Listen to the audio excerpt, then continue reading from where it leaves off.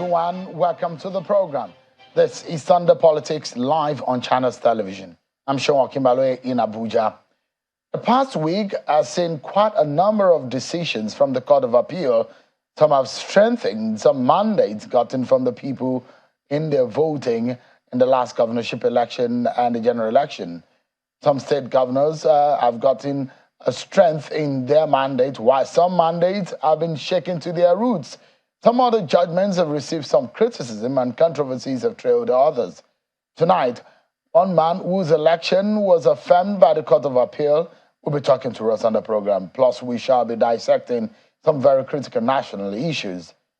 Last Friday, the Appeal Court, in a split decision, affirmed the re-election of Prince Dapo Abiodun, the governor of Ogun State, in the 18th March 2023 governorship election.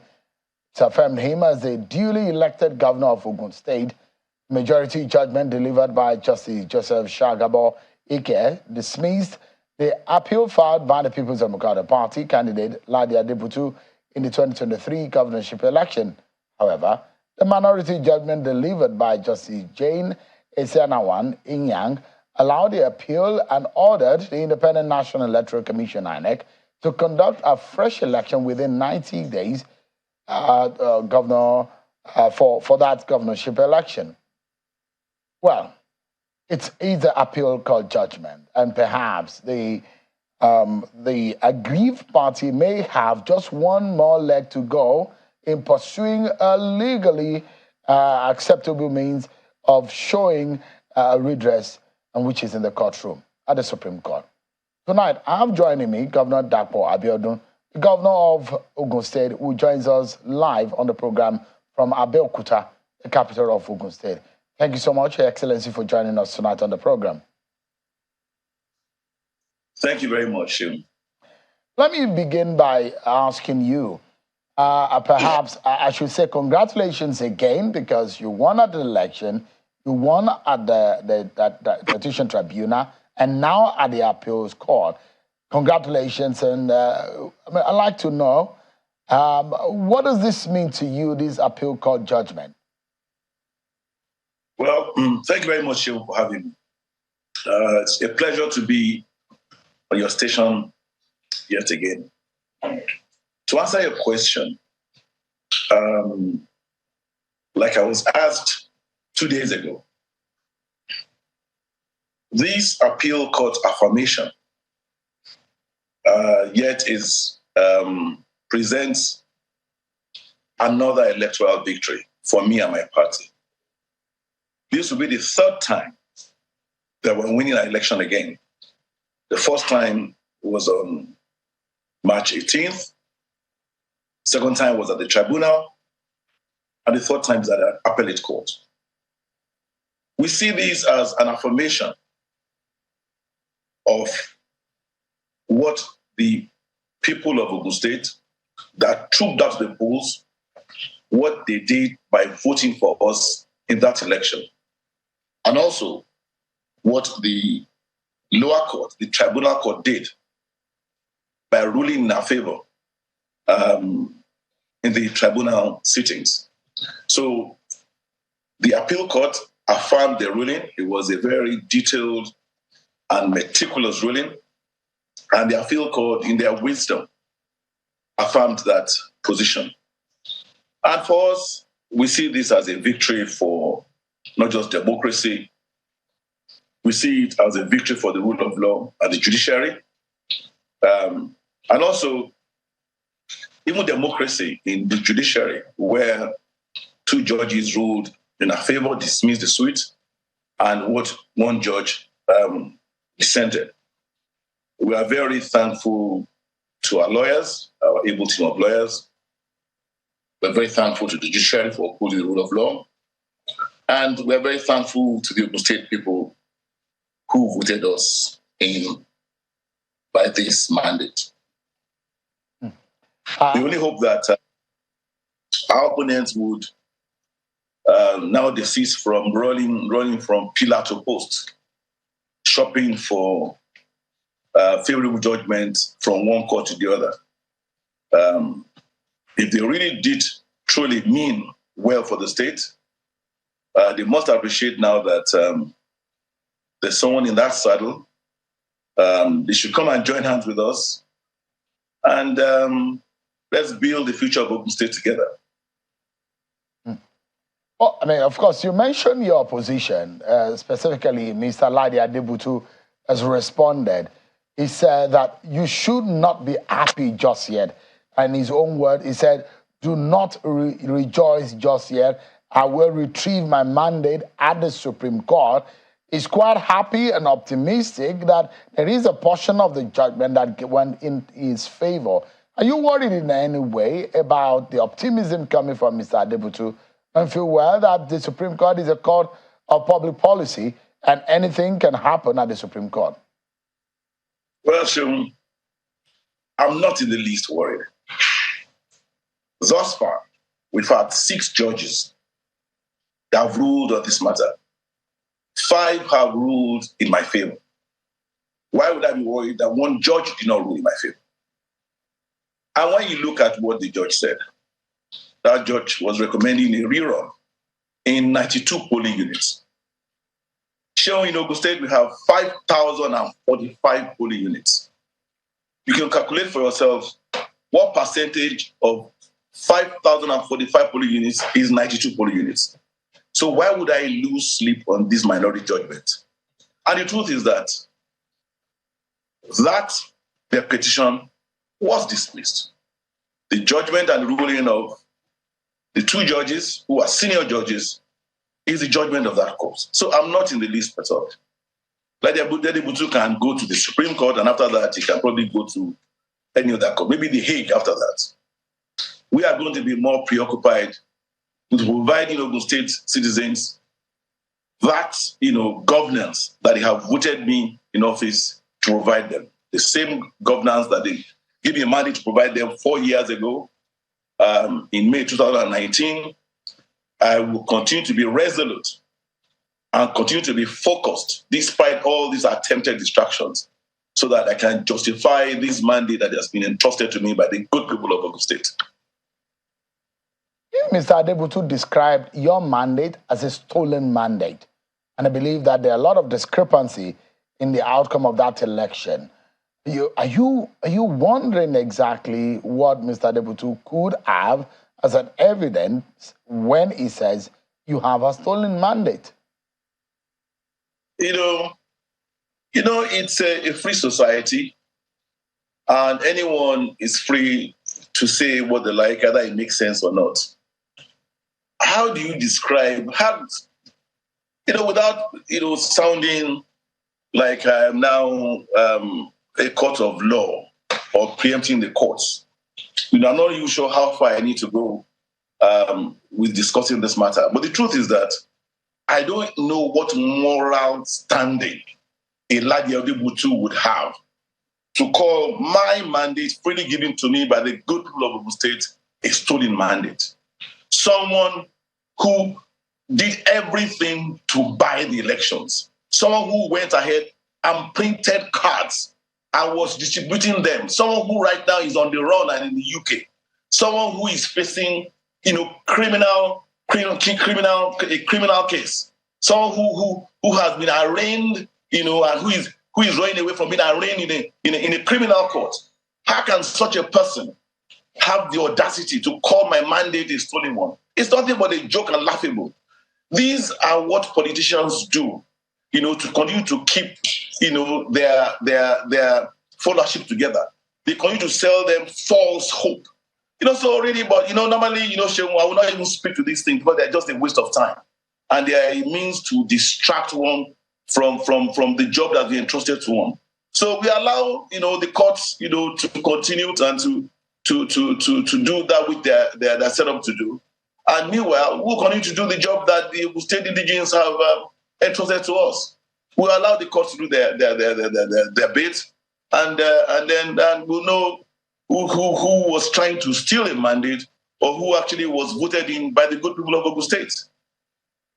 We all know how important peace will be and tranquility for running business and for the good governance of the people of Ogun State. And so when we wonder what is going through your mind right now, because there were loads of people within your party in the APC in that election who were not happy with you, who ran against you in a subtle manner, who brought up opposition against you in other political parties, those who went to other political parties and sponsored candidates against you. I'm wondering, now that you have won the appeal court judgment, including Mr. Adebutu, are you able to directly and personally reach out to some of these people? Because where there is lack of political unrest, there is a possibility of a general tranquility in the state to help your work as a governor. Do you think so? Disabuse your mind and the mind of anybody possibly watching that shares that view. After I assumed office on the 29th of May 2019, I was very clear that I was going to be a just, a fair, and equitable governor. And beyond that, I was going to play inclusive politics. I immediately reached out to all those that contested against me under different parties. And it is on record that this is the first time in the history of the state where members of opposition parties began to join the All Progressive Congress in drones. I had the flag bearer of ADC, Chief Nasiru Boyga Isiaka, was the first to come and join me. Members of PDP, who were then led by the late Senator Buji Kashamu, also joined us. So it's on record that one has been very inclusive. And I want to say, without fear of contradiction, that a few months ago, those people that you are referring to, members of APC that chose to go to another party, some went to APM, some went back to ADC, under the leadership of my predecessor, they have all come, even before the appeal court ruling. I think even before my tribunal ruling, they all came and declared their support for me, led by the erstwhile chairman of APC, who was on the other side. So it would be untrue to begin to suggest that maybe there's some polarization within APC any longer. APC is now one big family. We're actually bigger than we were, when I ran for office in 2019, because now we have part of PDP, we have ADC, we have those that went to APM there are now joined with us. So, and again, let me assure you that today, Ogun State is judged as one of the safest, if not the safest state in Nigeria. And that has not been by happenstance. It has been by very intentional and deliberate steps on our part. We have prioritized the provision of security, understanding the fact that security is a very important enabler in socio-economic development. You cannot have insecurity and hope to have any meaningful socio-economic development. So today, I would beat my chest and say, Ogun State, without a doubt, is the investment destination of Nigeria. And that could not have happened if there's any iota of insecurity in Ogun State. As a matter of fact, Shane, you know that about a year and a half ago, I won, an award that was given to me by President Buhari as number one investment, destination in Nigeria. I also won the same award with Forbes in terms of industrial revolution. I was given actually the Forbes African Awards in industrial revolution. So this could not have happened in an atmosphere of insecurity. I like not to dwell too much on it, because I like to touch on issues of governance and what you are doing, and of course how that relates to national development in Nigeria. But since you mentioned your predecessor, Governor Ibukunle Amosun, are you able to reconcile politically, of course?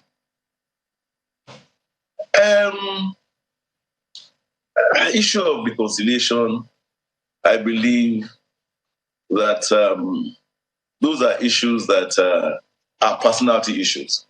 I'm not sure whether a reconciliation between myself and my predecessor has anything to do with the socio-economic development of the state or this country at large. So I don't think I'd like to dwell anytime, this valuable time on this platform, discussing personal issues between me and my predecessor. I'd rather focus on issues that relate to how we're going to move the state forward in the context of how we're going to move the country forward. I'll take you to the issue of the CNG, and perhaps a lot of people may be talking about the Ogun State example. The last time I spoke with you on the program, you were very confident on how to go. It looks too much to me that you were very lucid in your mind on how you want to go about this CNG. You perhaps have a clear idea on what these will do for the people of Ogun State. You will be on record perhaps as the first governor to launch out on the CNG. The president eventually had said there were going to be more kits that are going to be supplied across the country or across the state to be able to pursue this idea. But the big question is, we've seen these buses, this scheme had started. People are supposed to pay a token, but this is going to be a public scheme. What about individuals and private people? Are they able also to benefit from the CNG concept or initiative? Thank you very much for asking me that question, Shil. Well, what we launched in Ogun State about a year ago was what we call the Ogun State Energy Transition Program. And what was that? We knew that as soon as President Bola Ahmed Tinubu comes into office, he was going to deregulate the prices of petrol. And we knew that the prices then would go, through the roof. And of course, it will cause exactly what we've seen in terms of, the negative multiplier effect in the economy and the cost of transportation of goods, services, and people. So we began this energy transition initiative, and the idea was for us to begin to look for other means of fueling, our public and mass transportation system. So what did we do? We launched the first step of that with converting our state-owned mass transit buses from being run on diesel to now being fueled by CNG. We brought in partners from India who brought in kits after having looked at our buses, which are the Ashok Leyland buses, because these kits are proprietary. They're not one cap fits all. And they begin that conversion of our buses. Today, all our state-owned buses are fully converted to run on CNG. And this has brought down the cost of running those buses to what they were, even to less than pre-deregulation prices, which means that those that are enjoying being transported on those buses can now pay fares that are lower, much lower than they paid before the petrol prices were deregulated. This is the first phase of our energy transition program. The next phase that we're now beginning to unfold is to begin to convert all our owner-operated buses in the state, and of course, and then all the taxi cars as well. We'll also be launching what we call our e-mobility program. This program means that we will be taking all Okadas in the state and we'll be swapping them with electric-powered motorcycles and tricycles. Not just are we now reducing the cost of transportation of goods and persons, but we are also now reducing the amount of emissions as a state. So we are one of the few states in the country to go green. But I must emphasize that what we've done in Ogun State is also being done by the federal government. There's a presidential CNG initiative that was comprised by the presidency. They have actually begun to implement that. They have begun the process of acquiring CNG fueled buses. They have ordered hundreds of thousands of CNG conversion kits. And I'm sure that very soon we'll begin to see the impact of this in different states, across the country. For us, when, Mr. President decided to deregulate, we looked at different measures that we could immediately implement. We looked at what we called our immediate term measure, our medium term measure, and the long term sustainable measure. The immediate term measures were things like palliatives that we gave out.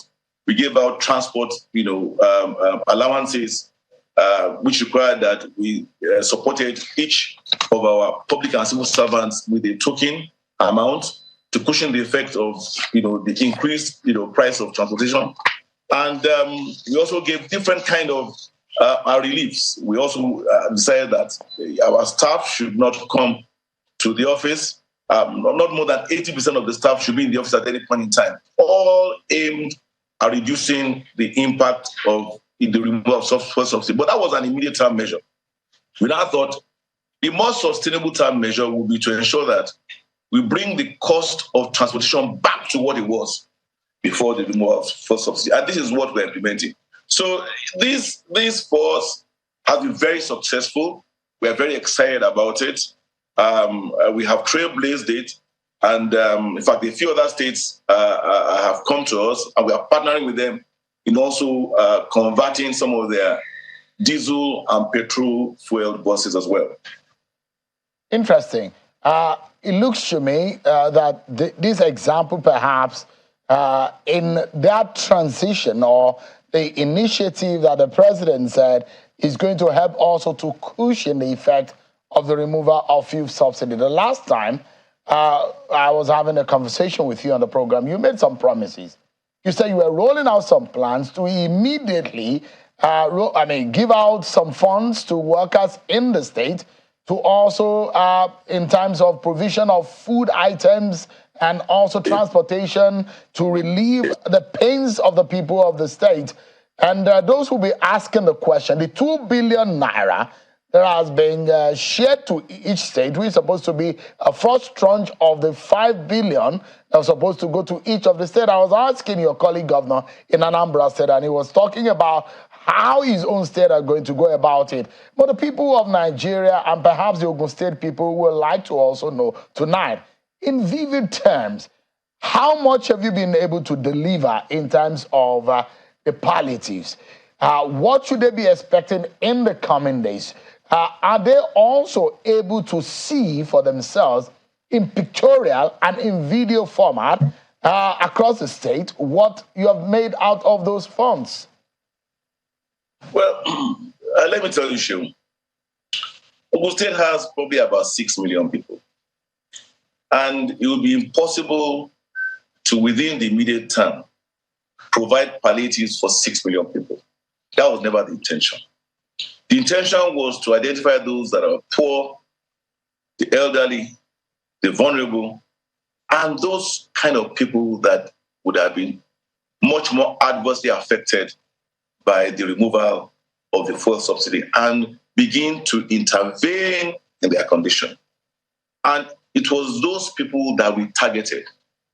And what we did was we put together a committee at the center, and that same committee was replicated, and cascaded down to each local government and each ward.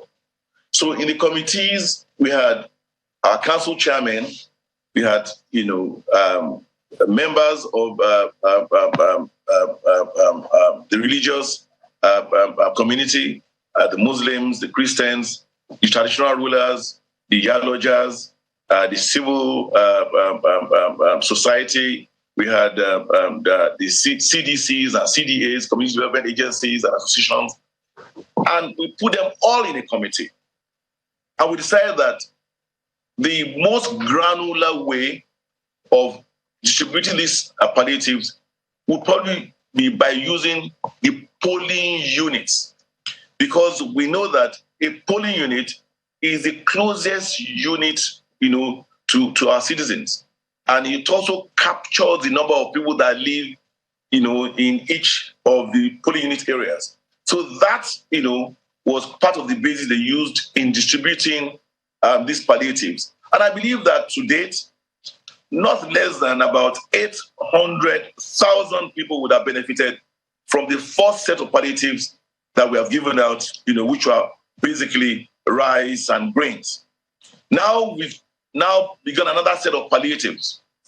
Ogun State is the poultry capital of Nigeria and the egg capital of Nigeria. And anything that affects, the production of feeds, poultry feeds, affects, the Poultry Farmers Association in Ogun State very adversely. Because the price of maize or corn had gone over the roof, the price of eggs now became affordable, the price of birds became unaffordable.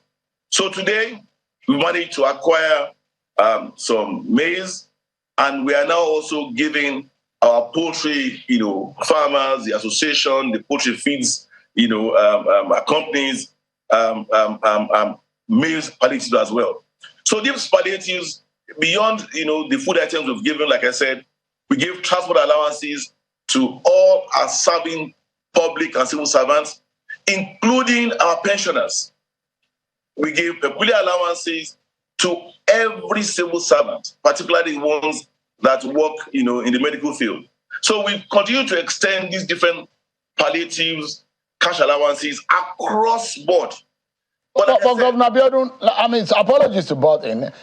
What about the monies, the conditional cash transfer that the federal government promised to start in October? Are you aware whether or not any person, a resident of Ogun State, have started to receive? We are in November already.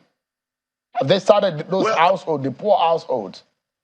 Sure, I'm very aware of the CCT that the federal government is planning to implement. There were a few questions and doubts about the integrity of that register. And because of that, I know the Honorable Minister of Humanitarian Affairs, alongside, with the committee of the federal government that is in charge of the reduction of the impact of the fuel subsidy removal, have been working assiduously to ensure that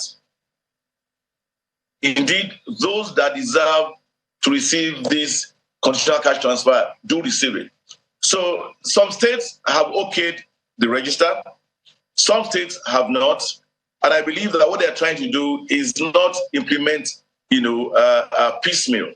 I'm sure that in another probably week or so, they will begin the implementation of the transfers. I know that one of the challenges we have is that most of the beneficiaries would not have account numbers. So I know that they were also working with NIMSI, that National Identity Management Company of Nigeria, to ensure that they create wallets for those beneficiaries that do not have account numbers, so that they are not deprived of the benefit of this. What register are you using in disbursement of those palliatives that you have been sharing in Ogun State? Well, a committee was set up, by the humanitarian ministry in conjunction with the state government. Particularly, our Ministry of Budget was the ministry that was in charge of this. And jointly, we have done the enumeration, we have captured people. It's been a very, very tedious process. But now we have a register that we are confident reflects those that should benefit from the conditional cash transfer. So, we are ready for that process to begin. So we are confident that. Do you have a temporary register? Because I'm wondering, you talked about using polling units. I'm looking at a practical, traceable, transparent process. If there is a third party who wants to know how much you have given, who have received it, what record, what register should they be able to fall back on? No, sure. We have a register. We have a register that has identified those beneficiaries that are deserving of palliatives of any sort, either be it cash or whatever. And that register is a public document that we can beat our chest and make available to any persons that want to query, this process. Let me quickly, I'll touch on a few things that relating to the economy. The airport in Ogun State. What are your plans? Because I understand that was supposed to be a cargo airline. But are those who are also started talking about the possibility of a commercial potential of that airport? Is it in your immediate plans? Well, let me first thank you for asking me about that question. Let me share with you how this airport evolved. When I assumed office as governor of Ogun State, I realized that my comparative and competitive advantage is the fact that I am the only neighbor that Lagos State has. I am the economic pipeline that connects the southern part of Nigeria, particularly the financial capital of Nigeria, to the rest of the country. That is why we are called the Gateway State. I have gas. The Elbs gas pipeline passes through my state. I am the closest to the busiest seaport. I'm the closest to the busiest airport. And that explains why, over time, I've become the investor's destination of choice. You can bring in raw materials in from Lagos ports or from airport into my state. You have gas, which you can use for power. You can process it. You can, sell back to, Lagos or to the hinterland, meaning to the eastern part of the country or the northern part of the country. When we assumed office, we defined our vision as that which is to create an enabling environment for more industry to thrive in our state. We looked at what are the measures, what are the things that would create that enabling environment? What are those enablers? We said we are determined to convert that push factor from Lagos, to convert to what we call the pull factor into Ogun State. What are those enablers that will allow us to convert the push to pull? And we realized that priority would be the ease that which people transport themselves or goods and services between our state and neighboring states. We are neighbors to Lagos, we are neighbors to Benin Republic, we are neighbors to Oyo, to Osun, and Ondo states. So we decided that what we must do is to have a master plan. So when I assumed office, there was no Ministry of Transportation in Ogun State. So the first thing I did was to establish a Ministry of Transportation and populate it with those professionals that indeed understand transportation. After that, I commissioned a transport master plan for the state, which will inform me as to which roads, which modes of transportation do I need to invest in to continue to convert this push factor to a pull factor. And that master plan was supported by the Olabisi Onabanjo University, Department of Transportation, and the United Kingdom Foreign Development Office. They came up with what we now call the multimodal transport master plan.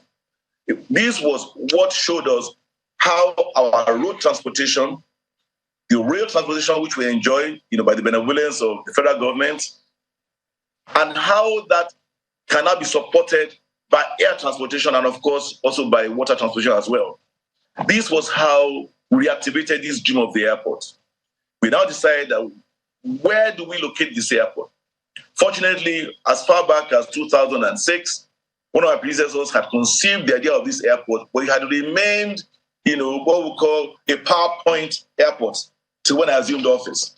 So we went back to that document, we dusted it up, and we decided that based on the master plan that we had, we should begin that implementation. So we took the airport to where it is today, which is somewhere about 1 kilometer from Shagamu, Benin Expressway, and also Lagos-Ibadan Expressway. This location represents pretty much the center point of Ogun State. It is what like Abuja is the rest of the country. This airport is an agro, cargo, international airport, but as well as a passenger airport. And what have we done as an extra, or I would say as an icing? It is located in a special agro processing zone, the first of such zones in Nigeria. What is special processing zone?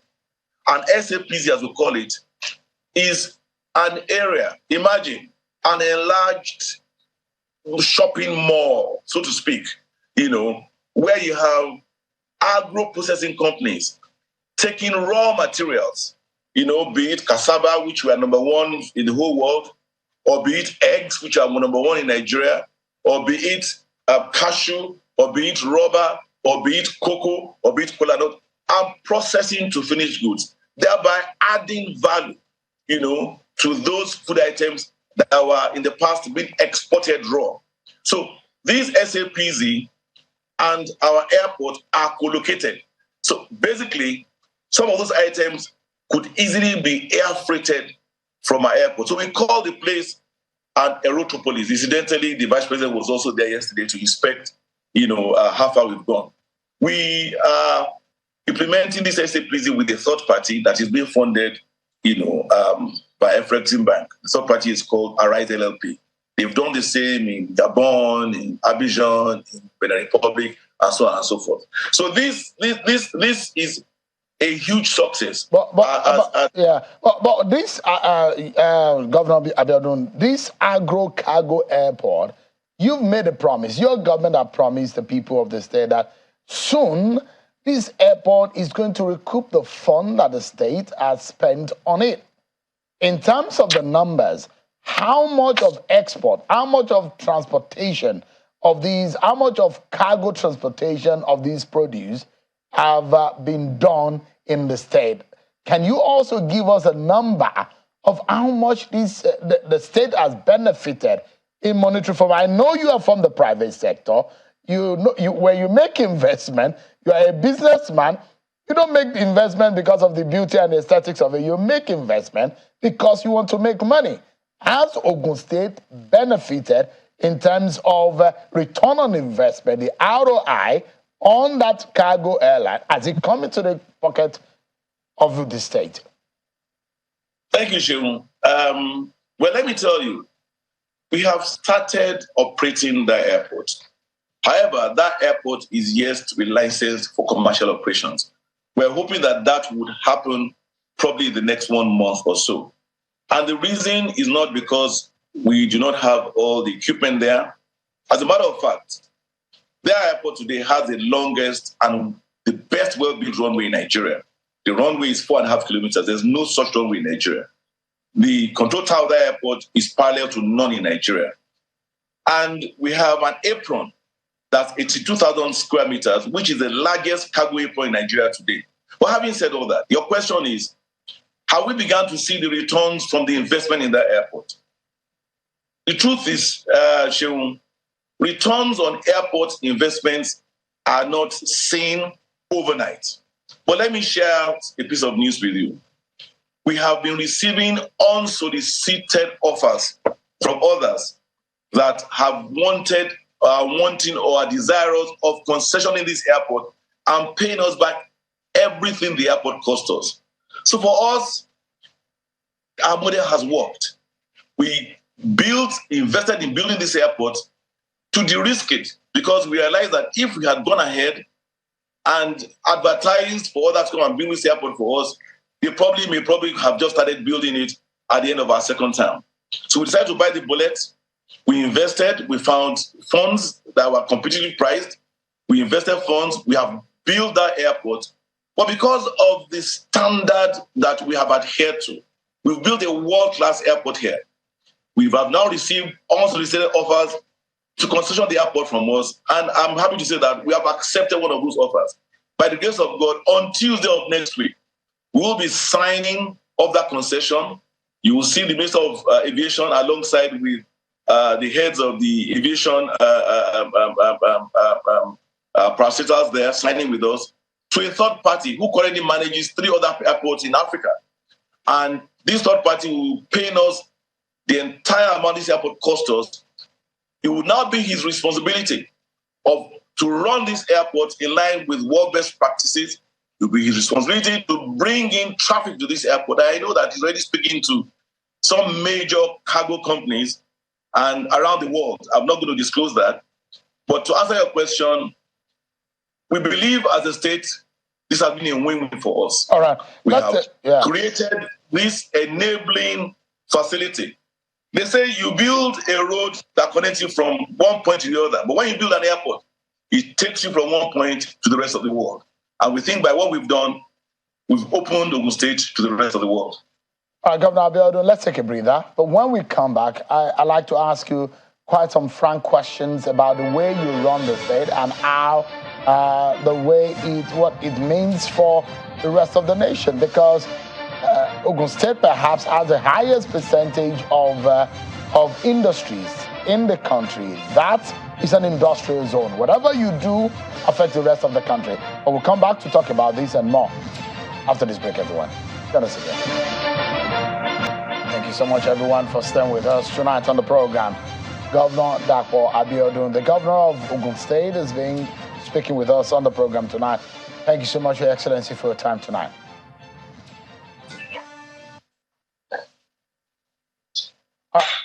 Let's get back to the conversation. There are those who are worried, rightfully so. They might be worried about the state of the economy of Ogun State. And for example, the debt as at the last time of Ogun State is put at over 240 billion. And your opposition also in the state have been talking about it. In the election, it was a major issue raised by the opposition of how indebted the state is. Lagos leading the pack in terms of the states of the federation who are most indebted. And the other states like Rivers, Delta, and Ogun State is also in that category. So the question will be, how are you hoping to ensure that this debt is being paid and is not affecting the running and the promises of which I'm going to remind you of some of those campaign promises you have made to the people of Ogun State?